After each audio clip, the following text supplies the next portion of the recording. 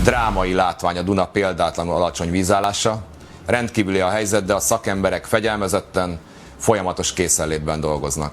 Nahaharap sa posibleng krisis sa enerhiya ang bansang Hungary at Romania dahil sa tumitinding tagtuyot sa Danube River. Kamakailan napilitan ng dalawang bansa na ipatigil ang operasyon ng kani-kanilang nuclear power plants dahil sa mababang level ng tubig sa Danube River.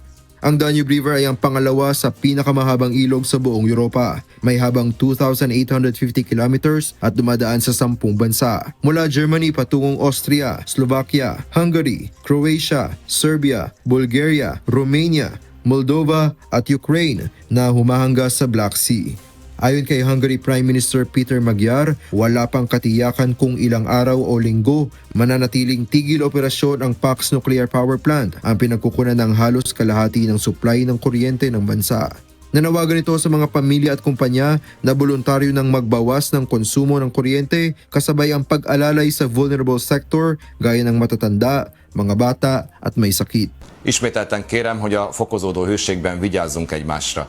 Figyeljünk az idősekre, gyerekekre, betegekre és az egyedül élőkre, valamint délután 5 és este 10 óra között ütemezzük át minden halasztható áramfogyasztásunkat. Sa Romania, nagsagawa na ng controlled explosion ang Romanian military sa bahagi ng ilog sa kanilang lugar upang mapalalim ang daloy ng tubig at mas marami silang makuha para mapanatili ang ligtas na cooling level ng Chernavoda Nuclear Power Station. Isa sa mga reaktor ng planta ay naka-shutdown kung saan 20% ng kanilang kuryente ang nabawas na. Sa Serbia naman, lumitaw na ang ilang battleship ng Nazi military na pinalubog noong pang 1944 sa panahon ng World War II. Ayon sa mga eksperto, nasa 200 pang mga barko, barges at tugboats ang posible ring lumitaw kung patuloy na bababa ang tubig.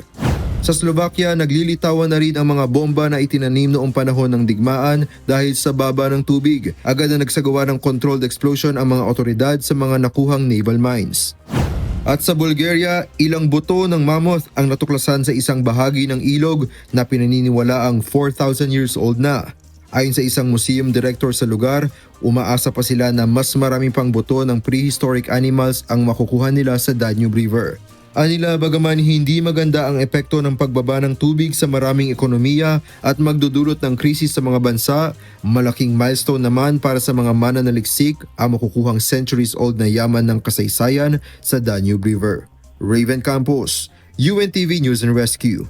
Diyos ang aming sandigan, serbisyo publiko ang aming pinahahalagahan.